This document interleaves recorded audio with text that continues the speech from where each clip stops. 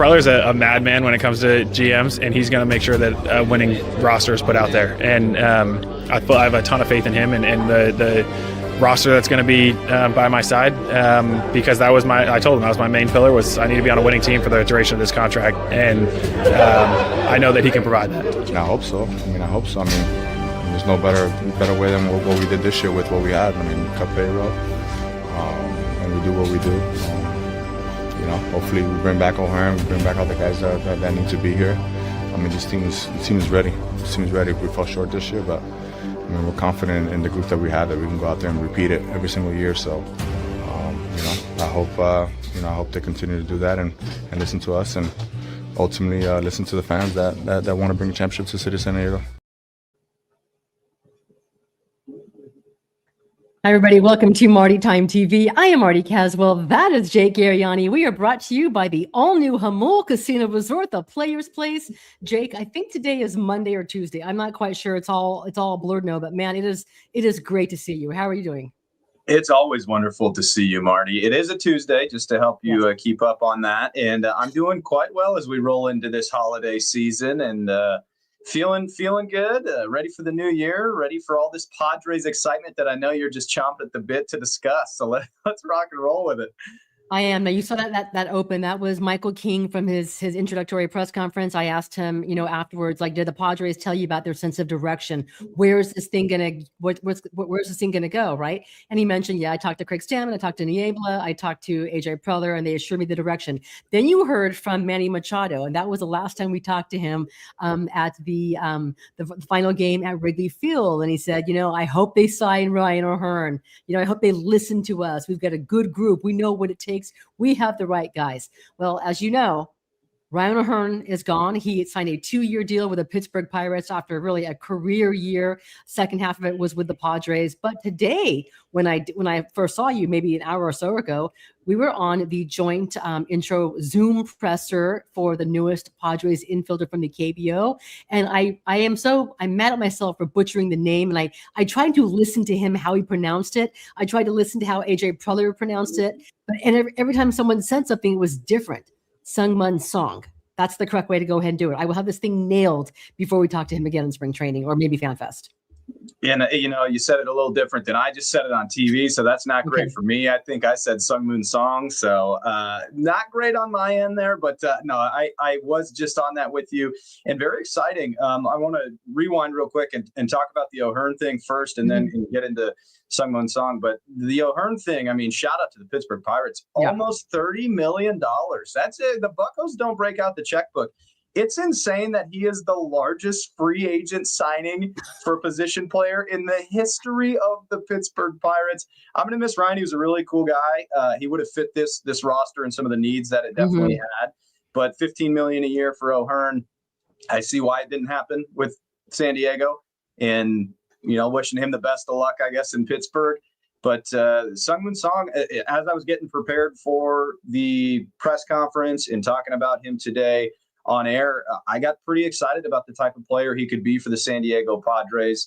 Obviously he's not going to be somebody that comes over and is just a star instantly, but a depth guy, a guy that can play all over the diamond, a guy that can steal bags. We'll see how his bat translates, but I was excited, and he seems like he has a really fun personality, obviously with the language barrier, but from what I understood, so he told a couple of jokes on the presser talking about, had he not improved in the KBO, this might have been a retirement press conference for him. So he seems like a lot of fun. I think he's going to really mesh well with the guys, and hopefully his game translates well into MLB.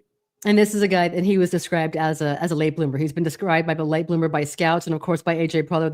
He said that they've been scouting him the past couple of years, and they saw something in him. I thought it was interesting what AJ Preller mentioned about the weight training and all the things they want him to go ahead and work on at 29 years old. And you're going to hear what you asked Craig Stammen, how are you going to use him? I'm going to play what his answer was, but my sense, not just from today's Zoom, but also reading what he said to reporters today in Korea when he came back from San Diego, that his number one, his focus is to make the team. There's no guarantee that that he even makes this Padres team. But right now, if he does make it, he is going to be maybe better depth than, say, Tyler Wade was defensively. This is a guy that they like his versatility. The strength is going to be at third base. I think Craig Stammen said he's an asset at second base. And shoot, you might see him in the outfield. I know AJ Preller was asked towards the end of the Zoom about the WBC. I think you may have been on the air with CBS there, but he said that because he's a reserve for Korea in the WBC, but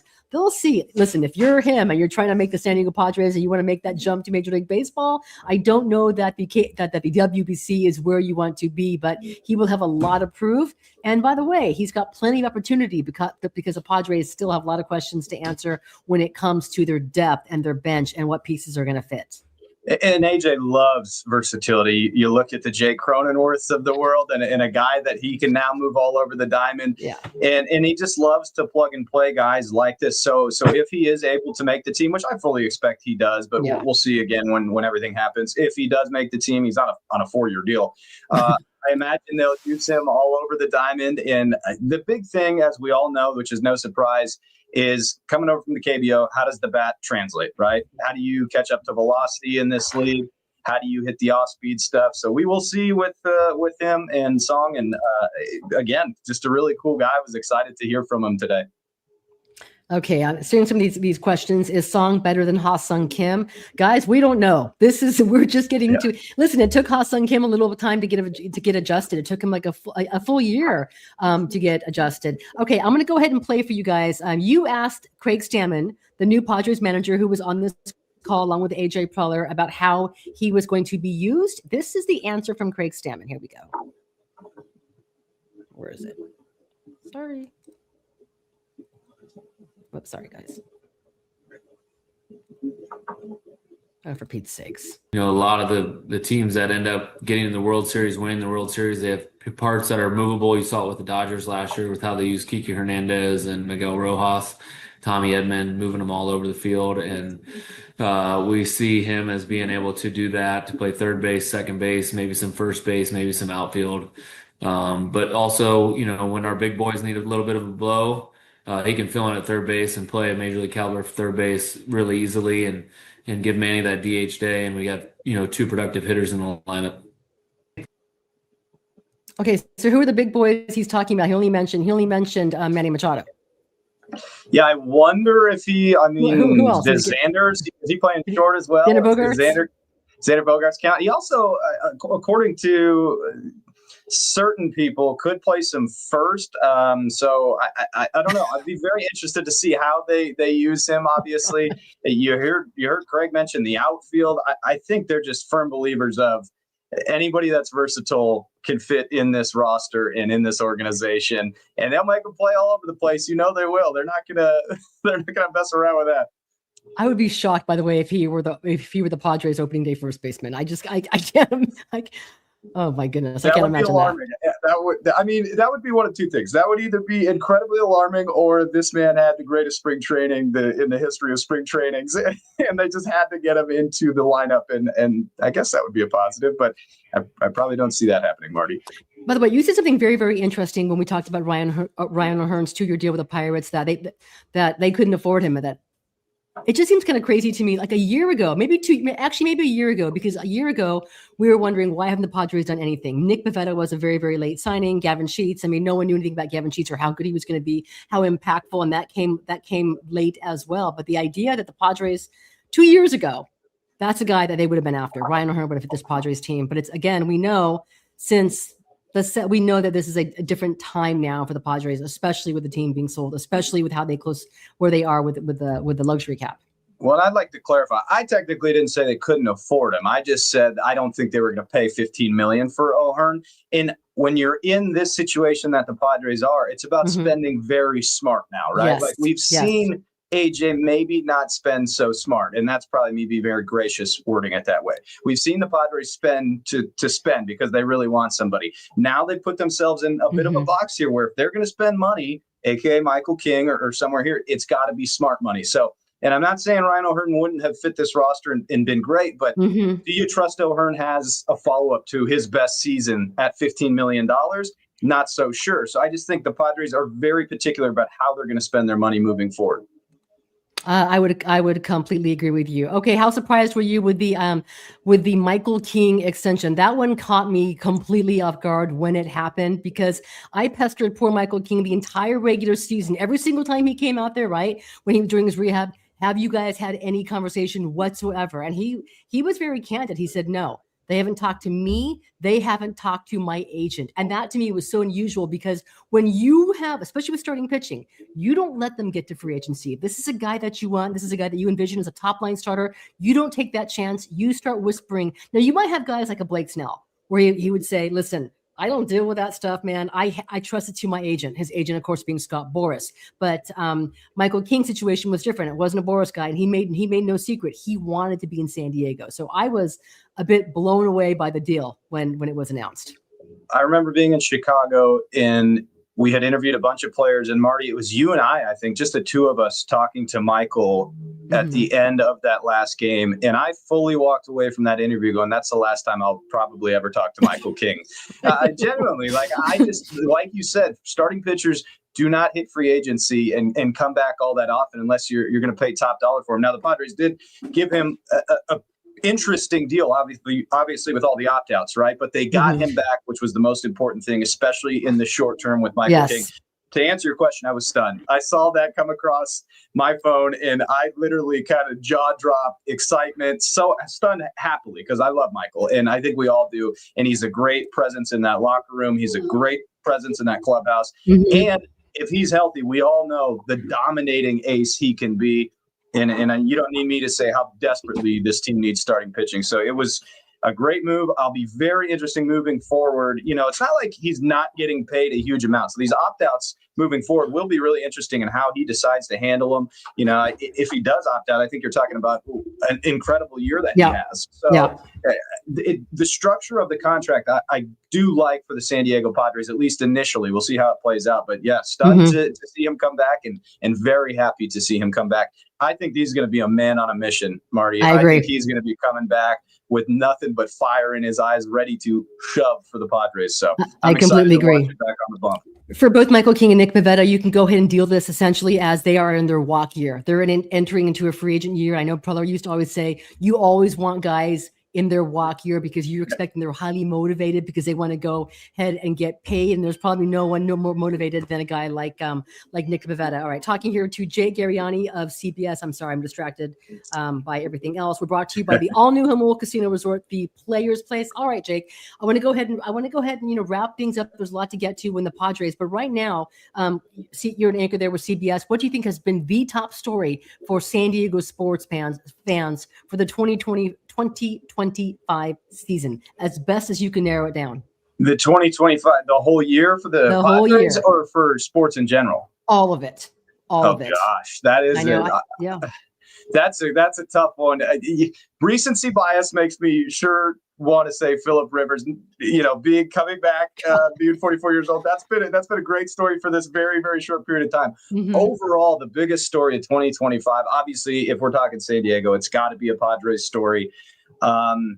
Gosh. I'm gonna go with a lawsuit. For me, I'm thinking about how it started. I think Shieldsider's lawsuit was it January, and I could be wrong, but that was like a kind of a jaw dropper. And then the season to me kind of wraps up with John Seidler saying this team is up, or not saying, but putting a statement out that it's up for sale.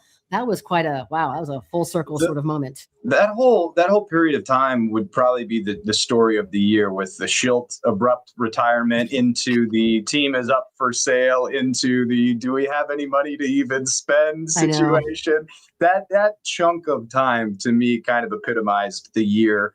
Obviously it was a year with such great expectations, a year where they made the playoffs, and then it kind of came to that really harsh crashing end. And from that point forward, there was really no good news for like a solid chunk of time for the San Diego Padres. Yeah. And I think if you had to make me answer one single thing, I would say the announcement that the team is up for sale is the biggest story, because what happens, and we've talked about this before, I don't need to go too far down the line, but what happens from this point forward if the team does in fact get sold really will tell the story of the future of this franchise. And so that, I think, without question, has to be the story of the year.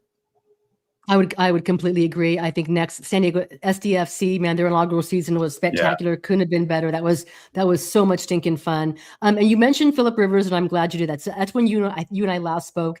I am not sure how I feel about this. I mean, 2 games, they lost both games, not because of Philip Rivers. I mean, he had a remarkable game against the 49ers. I'm almost wishing that he didn't do this, that he didn't come back, and this is why, Jake. Because I hated having that feeling of remembering how much I loved it, remembering how much I loved watching this man play and the emotion that he played was.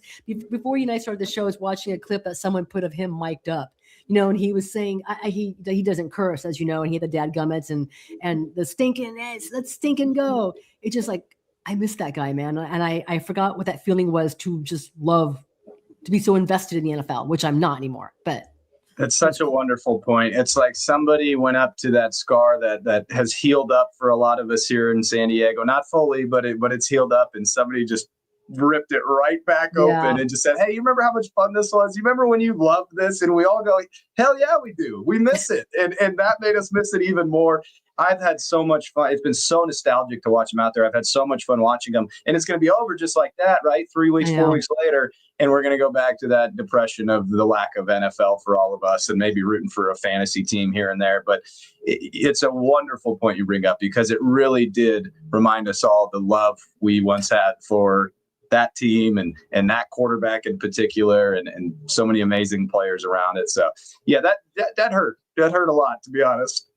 And he has to wait 5 more years for his Hall of Fame eligibility ballot. But listen, if you're Philip, man, if you have even the chance of one more ring, that's why you go for it, right? You're not just gonna be like, hey, I don't think he's worried about that. That isn't the priority for him. So good for him. Yeah. All right, Jake. Any big holiday plans? I'm working mostly, to be honest. No huge holiday plans, although you'll get a kick out of this one. I did surprise the wife with a trip to Mexico City. Hopefully she's not watching. I doubt it, but hopefully she didn't see the tweet.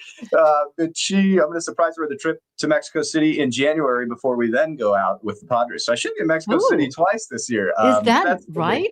Yeah, I'm going to go do some preliminary scouting once again and enjoy it.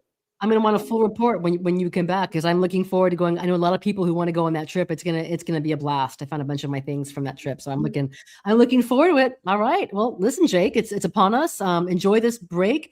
Thank you so much for joining me. I really, really, really do appreciate it.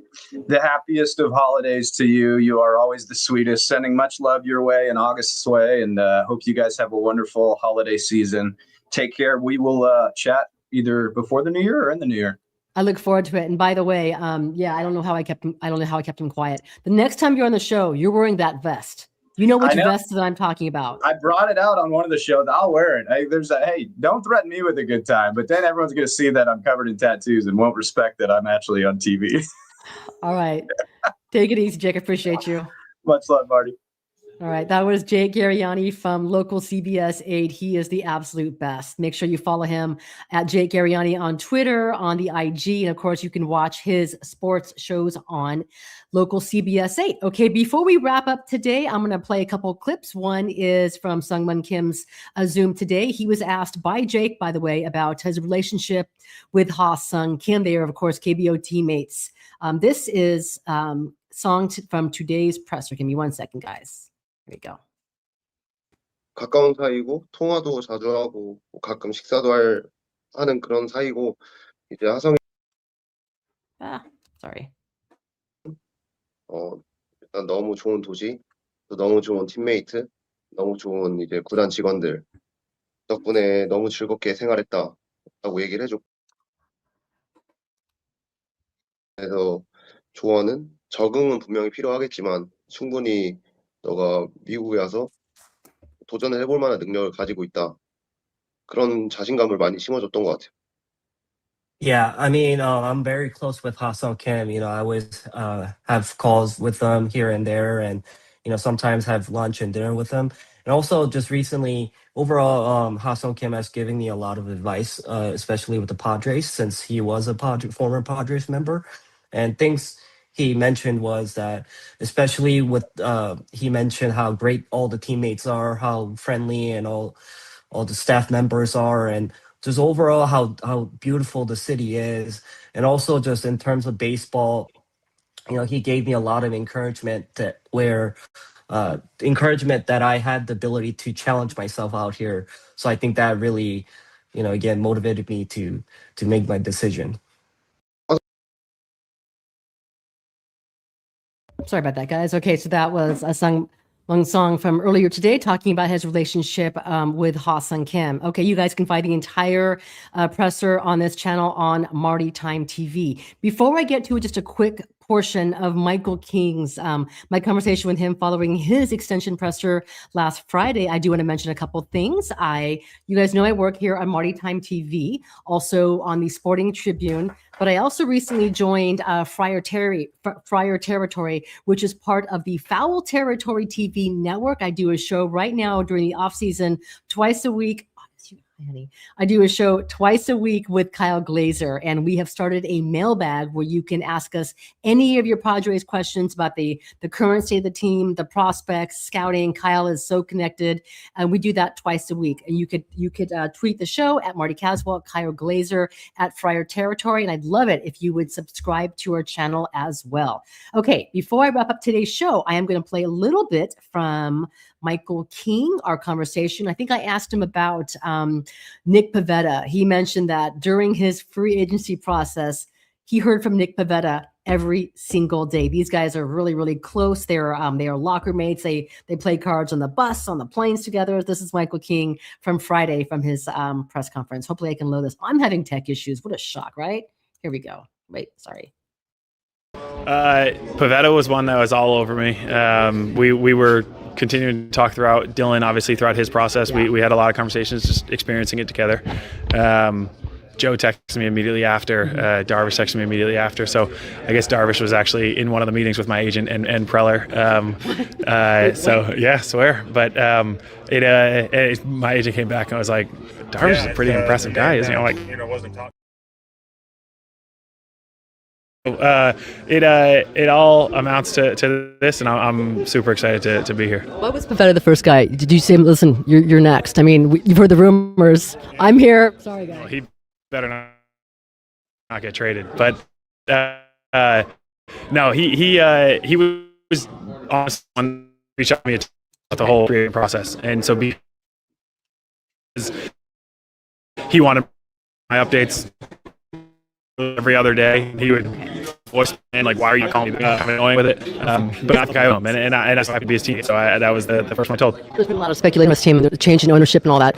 Did you have that conversation with Preller as to what the plan is for this team going forward? Absolutely. I had it with him and Ruben because I wanted to see, obviously, if you're AJ, you got a lot of things to figure out, but I also don't know how much you can actually tell me. And then when I talk to Ruben, he just reassures me in terms of Preller's a madman when it comes to GMs, and he's going to make sure that winning roster is put out there. And I have a ton of faith in him and the roster that's going to be by my side because I told him that was my main pillar was I need to be on a winning team for the duration of this contract, and I know that he can provide that. Two more things. I'm sorry. Okay, so that was I'm sorry, guys. What a shock! I'm having tech issues. Okay, so that was Michael King. You can find the full interview with him, of course, on this channel at Marty Time TV. There was also AJ Preller on that channel as well, talking about just payroll, Michael King, the rotation, and he did say during the actual presser that he envisions the rotation with Pivetta, Michael King, and Musgrove. He likes those three. You can't have enough starting pitching, so it'll be interesting to see what happens with Nick Pivetta. He's been a very popular name as a possible trade candidate in this winter offseason. All right, guys, that is it for me today on my channel. Thank you so much for joining me. Thanks to Jake Garegnani. He was very, very busy earlier today on CBS and, of course, on the Zoom.